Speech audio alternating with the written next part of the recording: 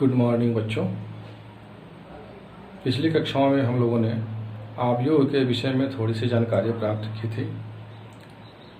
कैसे हम दो अवयवों का योग करते हैं, कैसे हम दो अवयवों का व्यवकलन यानी कि सब्ट्रैक्शन यानी कि घटाना करते हैं। जैसा कि हम लोग पिछले कक्षाओं में जाने हैं कि यदि दो अवयवों को जोड़ना है अथवा उनको घटाना है तो दोनों अवयव एक ही कोटि के यानी कि समान कोटि के होने चाहिए और इस प्रकार उत्पाद जो प्राप्त होता है वो भी उसी कोटि का प्राप्त होता है। आज की कक्षा में हम जानेंगे कि दो अवयवों का गुणनफल कैसे करते हैं और दो अवयवों को लेकर के जो उत्पाद हमें प्राप्त होता है अर्थात उनका जो गुणनफल प्राप्त होता है क्या वह भी उसी कोटि का अवयव प्राप्त होता है या उसकी कोटि में कोई परिवर्तन होता है। तो सबसे पहले ये जाना जाए कि यदि दो भिन्न प्रकार के कोटि हैं तो क्या उनका गुणनफल हो सकता है अथवा नहीं। तो आइए हम आपके सामने एक ऐसे अवयव की कोटि बताते हैं जैसे कि 4×3 कोटि का एक अवयव हमारे पास है और एक दूसरा जो है अवयव है वह 2×3 कोटि का है। प्रथम अवयव का स्तंभ 3 है और द्वितीय अवयव का पंक्ति 2 है, इसलिए इन दोनों में गुणनफल संभव नहीं है। क्यों संभव नहीं है, यह इसकी परिभाषा से स्पष्ट होता है। तो आइए सबसे पहले हम लोग इसकी परिभाषा देखते हैं, उसके बाद हम लोग आगे जानने का प्रयास करते हैं कि किस किस तरह के जो अवयव हैं उस पर गुणनफल संभव है। आइए परिभाषा देखा जाए। दो अवयवों A तथा B का गुणन परिभाषित होता है यदि A में स्तंभों की संख्या B में पंक्तियों की संख्या के समान होती है। माना Aij m क्रॉस n तथा B बराबर Bj n क्रॉस p कोटि का अवयव है, तब अवयवों A तथा B का गुणनफल C बराबर C i के m क्रॉस p कोटि का अवयव होता है। यहाँ पर स्पष्ट है कि A के स्तंभों की संख्या B में पंक्तियों की संख्या के बराबर होना चाहिए।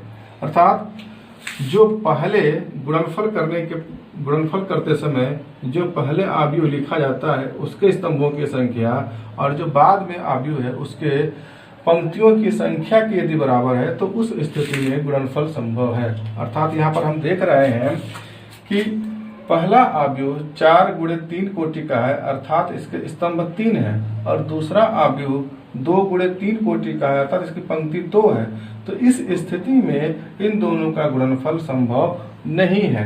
यदि नीचे का जो अवयव दिया गया है वह यदि 2×3 की जगह पर यदि 3×2 कोटि का होता तो उस स्थिति में इन दोनों अवयवों में गुणनफल संभव होता और जो प्रोडक्ट हमें प्राप्त होगा, जो गुणनफल प्राप्त होगा वहां से यह खत्म हो जाएगा और यह मिलेगा हमें 4×2 कोटि का एक अवयव प्राप्त होगा। यह बहुत ही आसानी से हम लोग समझ सकते हैं कि जो गुणनफल हमें प्राप्त होगा वह किस कोटि का होगा और यदि हम यह जान जाते हैं कि किस कोटि का होगा तो हमें गुणनफल निकालने में कोई गलती नहीं होगी। बच्चों, अवयवों के गुणनफल करते समय आपको बहुत ही विशेष सावधानी बरतने की आवश्यकता होती है, अन्यथा इसमें गलतियां बहुत अधिक होती हैं। 2-3 स्टेप्स ऐसे होते हैं जिसमें गलतियों की संभावना बहुत अधिक होती है, तो इसको आप आसानी से धीरे धीरे और ध्यानपूर्वक समझते जाइए और यदि जब इसको समझ लेंगे तो यह अवयव आपके लिए आसान हो जाएगा। यहाँ पर इसको और अच्छी तरह से स्पष्ट करने के समझने के लिए आपके सामने हम एक उदाहरण लेकर के आए हैं। उदाहरण देखिए क्या है। यदि A बराबर 10 -13 24 तथा B बराबर 2 -15 7 1 -4 प्रकार के आव्यूह हैं तो ए बी तथा बी ए ज्ञात कीजिए। यहाँ पर एक और बात हम आपको बताना चाहेंगे कि जैसा कि पूर्णांकों वगैरह में और भी बीजगणितीय जो पद होते हैं उसमें गुणा करने पे ए इंटू बी बराबर बी इंटू ए, जैसा कि हम लोगों ने आव्यूहों के योगफल में भी देखा है कि क्रम विनिमय लागू होता है, लेकिन यहाँ पर कोई आवश्यक नहीं है कि इन दोनों का जो गुणनफल है वो क्रम विनिमय हो, अर्थात A dot B does not equal to B dot ए।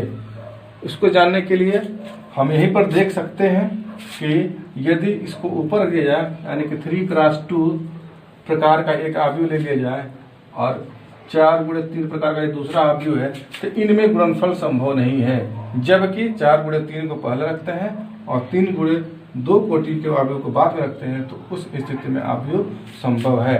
अब और यदि एक आव्यूह 2x2 का हो और दूसरा आव्यूह भी 2x2 का हो तो इसमें तो गुणनफल संभव है। एक और चीज है कि 2x3 एक आव्यूह लेते हैं और 3x2 कोटि के 2 आव्यूह लेते हैं तो ऐसी परिस्थिति में भी गुणनफल संभव है। और यदि इस आव्यूह को पहले कर लेते हैं अर्थात 3x2 और 2x3 को बाद में करते हैं तो भी आव्यूह संभव है, लेकिन क्योंकि यहाँ पर देखिए 2x2 कोटि का एक आव्यूह प्राप्त होता है और यहाँ पर 3x3 कोटि का आव्यूह प्राप्त होता है, तो इस प्रकार हम कह सकते हैं कि आव्यूहों के गुणनफल में क्रम विनिमय नियम लागू नहीं होता है। तो यहाँ पर प्रश्न है आपके लिए कि यदि a बराबर इतना दिया गया, b बराबर इतना दिया गया तो ए बी तथा बी ए ज्ञात कीजिए, और ज्ञात करने से भी आपको स्पष्ट हो जाएगा कि जो यहाँ पर उदाहरण दिया गया है उसके आधार पर गुणनफल जो है वो क्रम विनिमय नहीं होता है। आइए देखते हैं कि कैसे हल किया जाएगा, बहुत ही इंपॉर्टेंट है। यहाँ से ए बी हमने किया तो सबसे पहले ए के हम यहाँ पर देखते हैं ए बी लिख दिया गया है, ए आव्यूह को लिखा गया 10 -1 3 2 4 और बी आव्यूह को इसके बाद लिखा गया 2 -1 5 7 1 -4। अब हम देखते हैं कि क्या इनका गुणनफल संभव है, और यदि गुणनफल संभव है तो वह गुणनफल किस कोटि का प्राप्त होगा वो अभी हम थोड़ा जानने की इच्छा रखते हैं। तो सबसे पहला जो आव्यूह है, आव्यूह ए जो है वह 2 पंक्तियां हैं और 3 आव्यूह हैं, अर्थात 2x3 कोटि का एक आव्यूह है। और जो बी आव्यूह है वो देखते हैं कि 3 पंक्तियां हैं और 2 स्तंभ हैं, तो 3x2 कोटि का यह आव्यूह है। जब हम इसको रफली हल करने का प्रयास करते देखते हैं यह दोनों अगर हटेगा, दोनों चूंकि एक समान है, यहाँ पर भी 3 है, यहाँ पर भी 3 है, तो ऐसी स्थिति में इसका गुणनफल संभव है और जो गुणनफल मिलेगा यहाँ पर मिलता है 2 और यहाँ मिलता है 2, तो 2x2 कोटि का एक आव्यूह प्राप्त होगा। अब देखिए अगर इसके अंत में आप ए बी के अंत में आते हैं तो हमें यहाँ पर दिखता है कि 2x2 कोटि का एक आव्यूह प्राप्त हुआ है। अब इन आव्यूहों को हम गुणा कैसे करेंगे उसके बारे में आपको समझना अति आवश्यक है। तो थोड़ा ध्यान पूर्वक समझिए इसको कि कैसे हम गुणनफल करते हैं। देखिए प्रथम जब दोनों आव्यूहों को हम इस प्रकार से लिख देते हैं तो प्रथम आव्यूह की प्रथम पंक्ति को लेते हैं और द्वितीय आव्यूह के प्रथम स्तंभ को लेते हैं और उनके संगत अवयव को उल्टा कर देते हैं, तो संगत अवयवों को हम इसके साथ गुणा करते हैं। थोड़ा सा और इसको अच्छी तरह से समझने के लिए हम इन दोनों अवयवों को एक बार फिर लेते हैं। रफ पे 1 और 2 इस प्रकार से एक आव्यूह आपका है, और इसके हमने सिर्फ पहले पंक्ति को लिखा हुआ है क्योंकि पहली पंक्ति को उठा करके और दूसरे आव्यूह के पहले स्तंभ के साथ गुणा करना है, तो हम दूसरे के पहले स्तंभ को ही सिर्फ लिखेंगे 2 1 और 5। इस तरीके से बाकी की जो जगह है वो हमने खाली छोड़ दिया है। यहां से आपको देखने से स्पष्ट होता है कि प्रथम आव्यूह की पंक्ति 1 1 और 2 प्राप्त हुआ है और दूसरे आव्यूह का स्तंभ 2 1 और 5 प्राप्त हुआ है। और हम इसको गुणा कैसे करेंगे?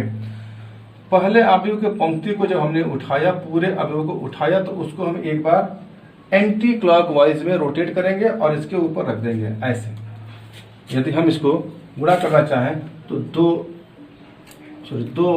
ऋण 1 और 5 इसके अवयव हैं, द्वितीय आव्यूह के प्रथम स्तंभ के अवयव हैं, और प्रथम आव्यूह के प्रथम पंक्ति के अवयवों को जब रोटेट करते हैं तो हमें ऐसे प्राप्त होता है 1 ऋण 1 और 2। अब इनमें हम गुणा कर लेते हैं और गुणा करने के बाद दोनों सबको जोड़ लेते हैं।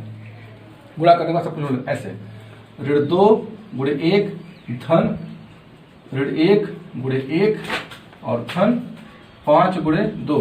यह जो मान प्राप्त होता है यहां से लेकर के यहां तक, यह जो प्रोडक्ट आव्यूह प्राप्त होगा उसका प्रथम अवयव यानी कि A11 अवयव प्राप्त होगा।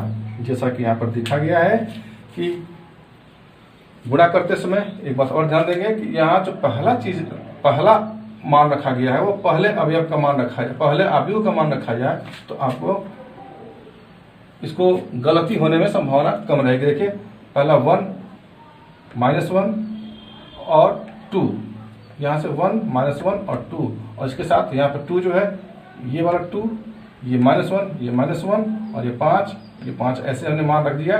इस तरीके से जो प्राप्त होने वाला आव्यूह है उसका A11 मान हम प्राप्त कर लेते हैं।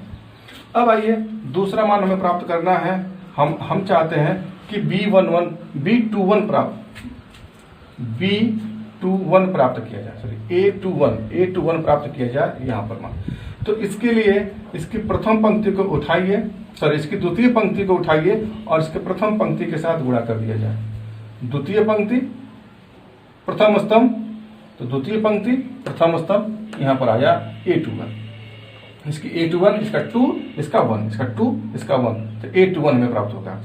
अब यदि इसकी द्वितीय पंक्ति सॉरी इसका A12 में प्राप्त करना हो तो इसका A1 और इसका B2, इसका A1 इसका B2, तो A1 का मतलब कि 1 -1 2 और इसका B2 का मतलब कि 7 1 4, इसका इसके साथ संगत रूप में गुणा कर देते हैं। तो 1 गुणे 7 ऋण 1 गुणे 1 और 2 गुणे ऋण 4 यहाँ पर हमने लिख दिया है। और यदि B2 ज्ञात करना है तो इसका A2 और इसका B2, इसका A2 इसका B2, इसका A2 क्या है 0 3 4, इसका B2 क्या है 7 1 ऋण 4, गुणा करके हमने ऐसे लिख दिया है। तो इस तरह से अब आप देखेंगे 0 गुणे 7 3 गुणे 1 4 गुणे ऋण 4, ये मान हमने यहाँ पर लिख दिया है। अब इसे हल करने की बात होती है तो जो मान यहाँ पे लिखे गए हैं उनको उसी के अनुसार हम हल कर देंगे। 2 गुणा 1 गुणा 2, सॉरी यहाँ पर 10 3 13 14,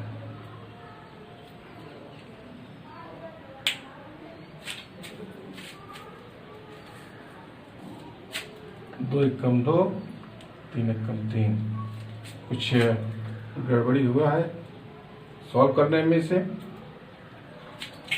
2 एकम 2 यहाँ पर 2 आता है, यह मान जो है वह लिखने में गलती हो गई है, इसको हम लोग फिर से लिखने का प्रयास करते हैं। देखिए क्या मान आया हुआ है यहाँ पे 2 धन 1 धन 10, यहाँ पर आया है 0 ऋण 3 धन 20, यहाँ पर मान आएगा 7 ऋण 1 ऋण 8, यहाँ पर मान आया है 0 धन 3 ऋण 16, और जब इसे सॉल्व करेंगे तो यह मान 10 2 12 1 13 17 8 1 9, ये जाएगा ऋण 2, ये जाएगा ऋण 13। तो इस तरीके से A इंटू बी का मान हम प्राप्त कर सकते हैं इस तरह से। आइए B इंटू ए प्राप्त करने का प्रयास करें। B इंटू ए में B का जो कोटि है वो 3 गुणा 2 प्रकार की कोटि का है, 3 गुणा 2 प्रकार की कोटि का है, और जो A आव्यूह है वह 2 गुणा 3 कोटि के प्रकार का है। 2 गुणा 3 ये जब हटेगा तो निश्चित रूप से या 3 गुणा 3 कोटि का आव्यूह हमें प्राप्त होगा। आइए देखते हैं कि कैसे इसको। तो उसी के प्रकार A11 यदि ज्ञात करना है तो पहले का A1 और दूसरे का B1। A1 है यहाँ पे 27, यहाँ पे B1 है 10, तो 2 का 1 में और 7 का 0 में करके A11 की जगह पर हमने रख दिया है। अब यदि A12 ज्ञात करना है, A12 यहाँ पर है, तो A1 यानी कि पहले का A1 यानी कि 2 गुणे 7 और इसका B2 यानी कि 2 4, तो यहाँ पर 2 का ऋण 1 के साथ गुणा और 7 का 2 के साथ गुणा, तो इस तरह से 7 का ऋण 3 के साथ गुणा। तो इस तरीके से B2 हमारा ऋण 1 और 3 है और A1 2 और 7।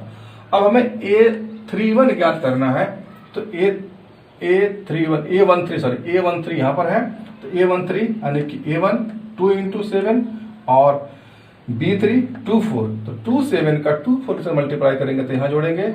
इस तरह से यदि B11 ज्ञात करना है, B21 ज्ञात करना है, तो A1 के लिए -1 और 2 और यहाँ के लिए 1 और 0, तो -1 और 1 0 मल्टीप्लाई करके। सिमिलरली यदि इसका हमें मान ज्ञात करना है A22 का, तो उसके लिए हमें प्राप्त करना पड़ेगा A2 का मान है -1 और 1, और उसी प्रकार इसके लिए मान है -1 और 3, तो -1 1 का -1 और 3 में गुणा करके यहाँ पर जोड़ देते हैं तो हमें यह मान प्राप्त हो जाता है। इसी प्रकार बाकी के जो मानों को है हम इसे लिखते चले जाते हैं और हमें यह प्राप्त हो जाता है। देखिए यहाँ पर ध्यान देने योग्य बात यह है कि अगर हम पहले की बात करें तो 2 और 7 पहले अवयव के अवयव है, इसके साथ 1 और 0 दूसरे अवयव के अवयव है।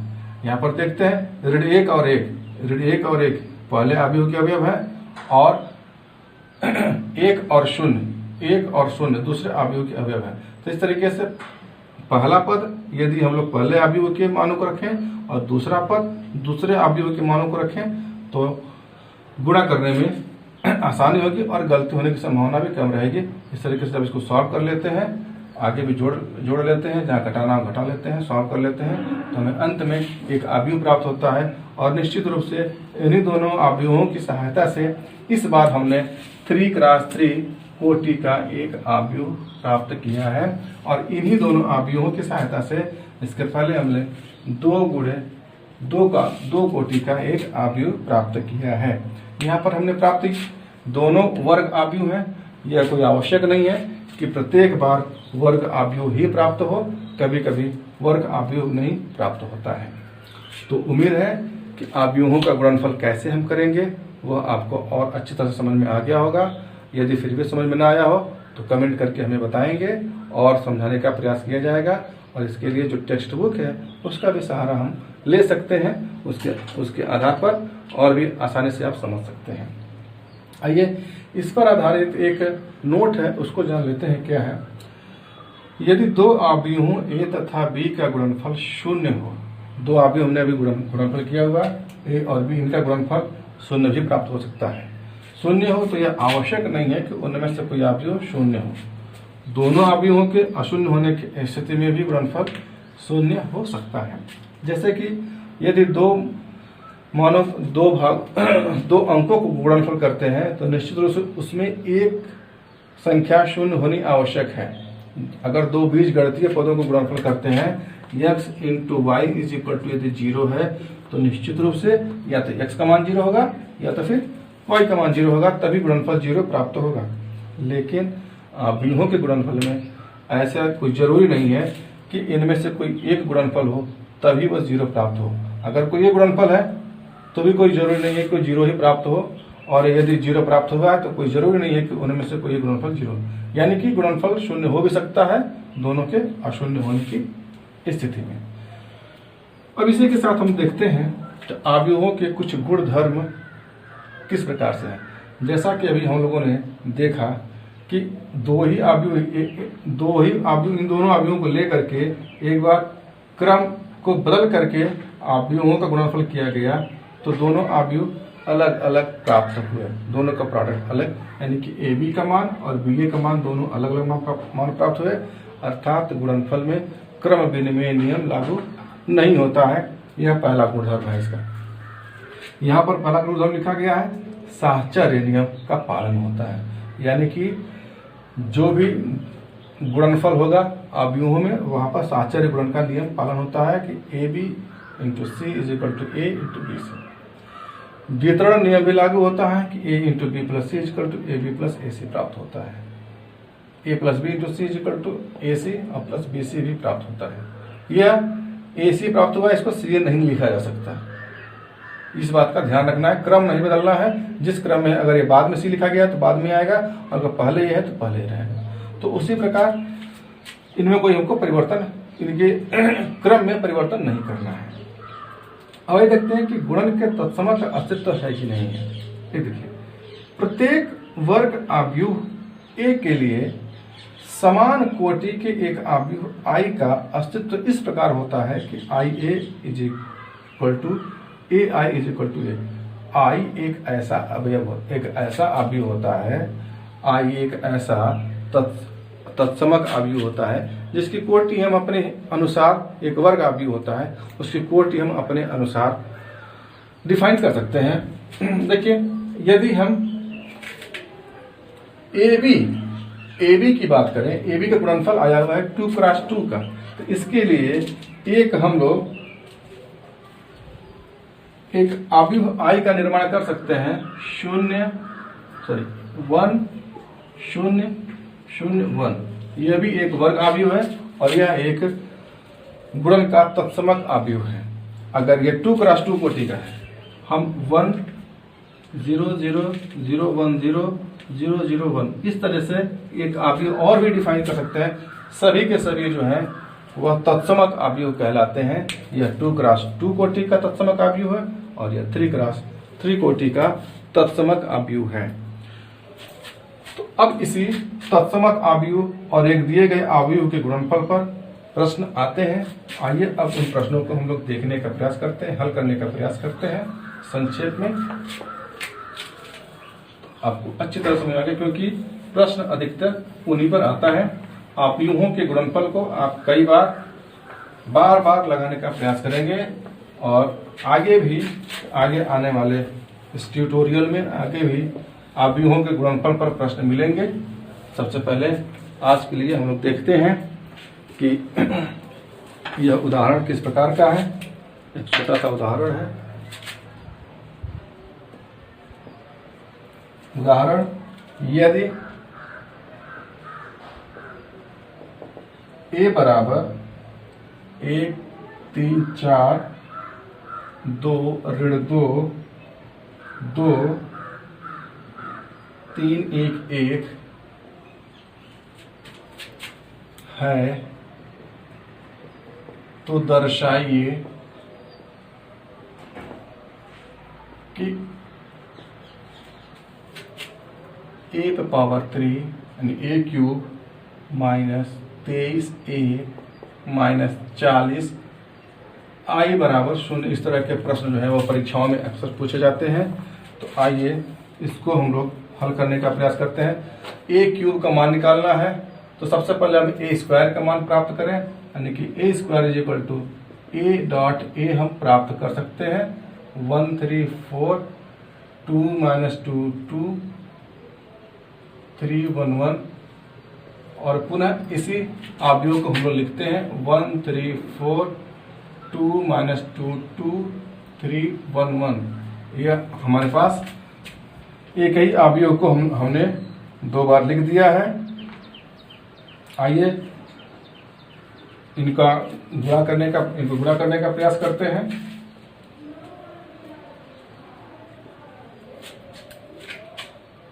पहली पंक्ति इसका पहला 1 गुणा 1 धन 2 गुणा 2 धन 3 गुणा 3, इसका पहला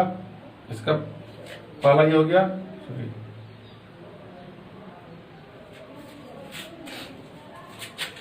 गलत कर दिया। 2 गुणा 3 धन 3 गुणा 4, इसका पहला 3 गुणा 1 धन 2 गुणा 3 गुणा 1, ऋण 2 गुणा ऋण 3,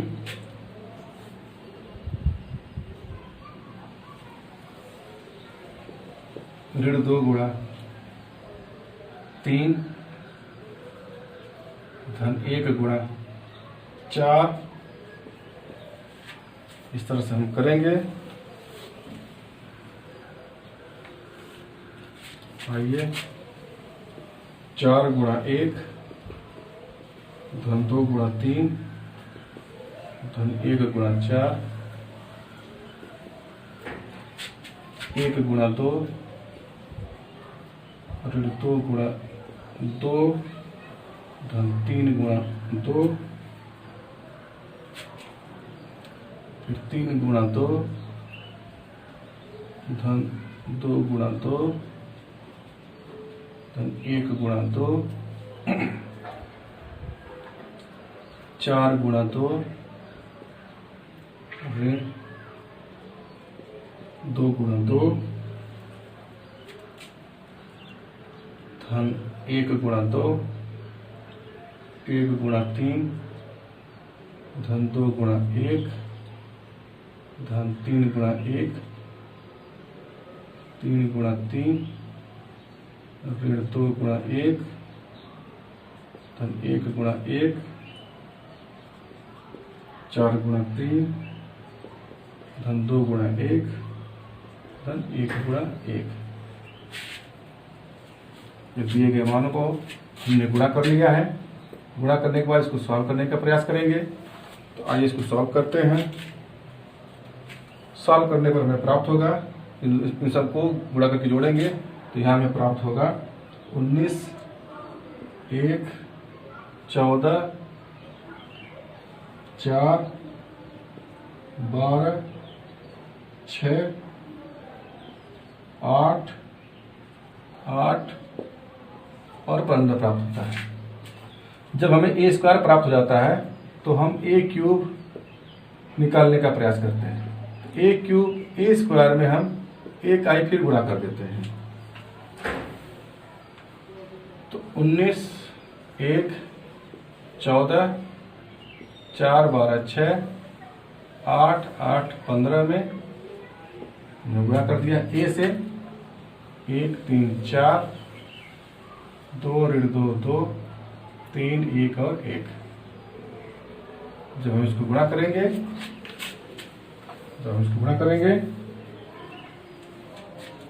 आप गुणा करके देख सकते हैं। हमने यहाँ पे सिर्फ डायरेक्टली सॉल्व करके लिखा हुआ है।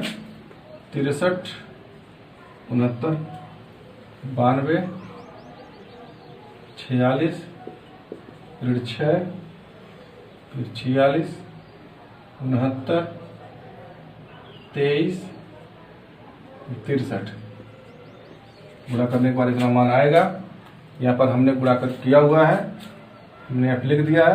आपको गुणा करके देखना होगा कितना मान आता है कि नहीं आता है, और यदि इसमें भी कुछ गलतियां होंगी तो उन्हें भी आप सुधार कर लेंगे। इस तरीके से हमने ए क्यूब का मान प्राप्त कर लिया है। अब जो हमें सिद्ध करना है उसके लेफ्ट हैंड साइड में लिखा हुआ है कि ए क्यूब माइनस 23 है माइनस 40 आई। तो अब हम लेफ्ट हैंड साइड से शुरू करते हैं। Left hand side is equal to दिया गया है A cube minus 23 A minus 40 I. A cube का मान हमने लिखा हुआ है, निकाला हुआ है, ये हो गया। इसको लिख लेते हैं 63, 69, 4 92, 46 ऋण 6, 46, 69, 23 और 63। इस तरीके से हमने ए क्यूब का मान लिख लिया है। ऋण 23 ए का मान लिखते हैं 1, 3, 4, 2 ऋण 2 और 2, 3, 1, 1 और ऋण 40 आई चूंकि 3 क्रॉस 3 कोटि का यहाँ पर आव्यूह है, तो उसी के अनुसार आई का मान हम अपनी सुविधानुसार लिखेंगे 1 0 0 0 1 0 0 0 1। अब हम इसे हल करने का प्रयास करेंगे। तो यहां पर देखिए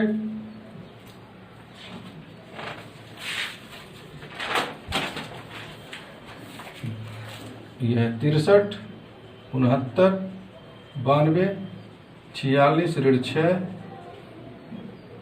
46, 69, 23, 63। जब हम इसको प्लस बनाते हैं तो ऋण 23 का इसके सभी पदों में हमें गुणा करना पड़ेगा। तो यहां मिलेगा ऋण 23 और ऋण 69,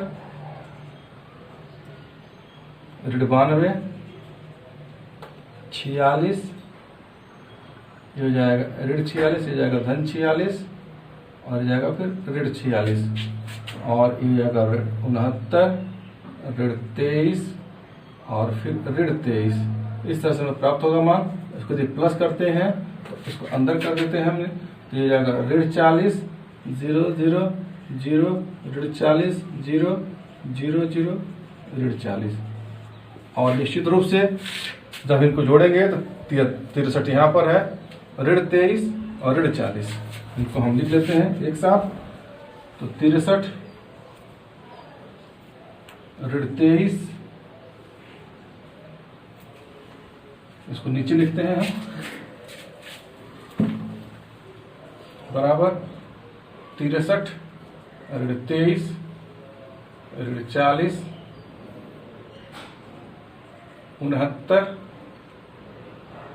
ऋण 69 प्लस 0, 92, ऋण 92 प्लस 0, जो हो गया 46, ऋण 46 प्लस 0, ऋण 6, धन 46, ऋण 40, ये जगह 46, ऋण 46 और धन 0, ये जाएगा 69, ऋण 69, धन 0, 23, ऋण 23, धन 0, 63, ऋण 23, ऋण 40।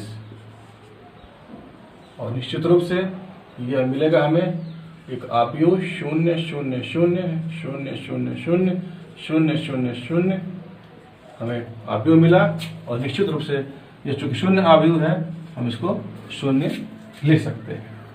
तो आप लोगों ने देखा कि इस तत्समक आव्यूह के माध्यम से कुछ इस तरीके से समीकरण भी आपको सिद्ध करने के प्राप्त होते हैं। जैसा भी इसमें दिया गया है उसके अनुसार हम लोग हल करने का प्रयास करते हैं और समीकरणों को हल करते हैं, सिद्ध करते हैं। इसी पर आधारित और भी आपकी प्रश्नावली में प्रश्न दिए गए हैं, उनको आप लोग घर पर बैठ करके हल करने का प्रयास कीजिएगा। आज के लिए बस इतना ही। धन्यवाद।